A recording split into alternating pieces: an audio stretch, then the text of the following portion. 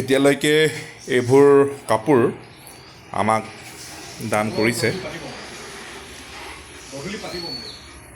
যথেষ্ট কাপোৰ ইয়াত হৈছে।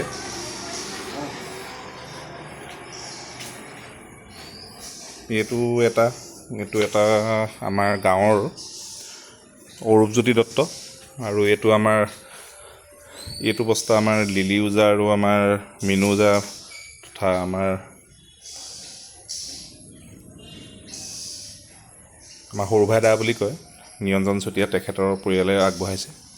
এইখিনি গোটেইখিনি আছেই, লগতে আমাৰ মেইন মানুহজনো আমাৰ লগত আছেই, আমাৰ প্ৰশান্ত দা।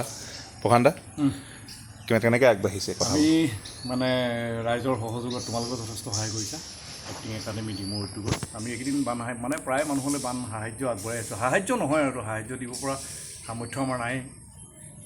এইটো আমি সকলোৰে সহযোগত অকণমান মৰম মানুহখিনিলৈ। তো এতিয়া আমি প্ৰথম পৰ্যায় হিচাপে আমি সেইদিনাখন খাদ্য সামগ্ৰী কিছু বেজবাৰী অঞ্চলত বিতৰণ কৰিলোঁ। এতিয়া আমাৰ এইখিনি কাপোৰ, নতুন কাপোৰৰ লগতে এইবিলাক প্ৰায় নতুন কাপোৰ, একেবাৰে নতুন। এইবিলাক মানে পেকেটেই হৈ আছে নতুন এইবিলাক। তো যথেষ্ট সংখ্যক পুৰণা কাপোৰ হ'লেও যথেষ্ট পিন্ধাৰ উপযোগী কাপোৰ। আমি যথেষ্ট পৰিমাণৰ প্ৰায় 2-3 গাড়ী কাপোৰ সংগ্ৰহ কৰিছোঁ। আৰু এই গোটেইখিনি বস্তু কালিলৈ আমি নাজিৰা সুন্দৰ পুখুৰী, এইপিনে চন্তক বিহুবৰ সেই অঞ্চললৈ পঠিয়াম। আৰু যিমান সম্ভৱ আজি ৰাতিৰ ভিতৰত গুৱাহাটীৰ এটা NGO'ই আমাক যথেষ্ট পৰিমাণৰ ফেনাইল, এনেকৈ ব্লিচিং পাউডাৰ, ডেটল, এই চূণ, এনেকৈ আৰু বেবী ফুড, শিশু খাদ্য আমাৰ আজি নিশাটোৰ ভিতৰত তেওঁলোকে আমাক পঠাম বুলি কৈছে। সেইখিনিও যদি আহি পায়হি তেতিয়া আমি কাপোৰৰ লগত সেই বস্তুখিনি পঠিয়াম।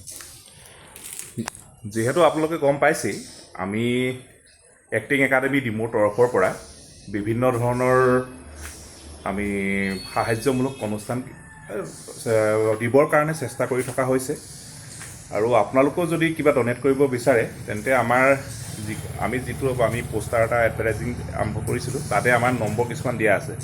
আপোনালোকে প্ৰায় 5টা নে 6টা নম্বৰ দিয়া আছে। তাৰ ভিতৰত যিকোনো এজনলৈ আপোনালোকে ফোন কৰি হ'লেও আপোনালোকে যদি কিবা আৰ্থিক সাহাৰ্য আগবঢ়াব বিচাৰিছে তেন্তে তাত আগবঢ়াব পাৰিব।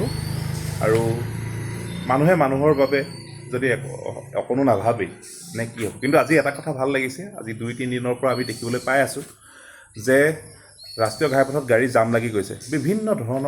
বিভিন্ন ঠাইৰ পৰা অহা মানুহে বা আমাৰ শিৱসাগৰ জিলাৰ বানপীড়িত অঞ্চলৰ যিখিনি আমাৰ বানাক্ৰান্ত ৰাইজ, তেওঁলোকক সহায় কৰিবৰ কাৰণে চেষ্টা কৰি আছে। গতিকে তেওঁলোকলৈ আমি অশেষ ধন্যবাদ জ্ঞাপন কৰিছোঁ। আৰুনো কি ক'ম, লাগি আছোঁ। বৰ্তমান ইমানখিনি আগবাঢ়িছেগৈ, আৰু আমি ভাবোঁ যে এই ধৰণে যদি মানৱতাৰ উত্তৰণ হৈ থাকে তেন্তে মানুহ কেতিয়াও বিপদত নপৰিব। আৰু আত্মজনক বিপদত সহায় কৰাটোৱে আমাৰ সকলোৰে কাম্য। আৰু আপোনালোকে সদায় আমাৰ লগত থাকিলে, আৰু আমিও যদি সদায় মানুহৰ লগত থাকোঁ তেন্তে আমি অসমীয়া জাতি হিচাপে আমি কেতিয়াও বিপদত নপৰোঁ। ধন্যবাদ।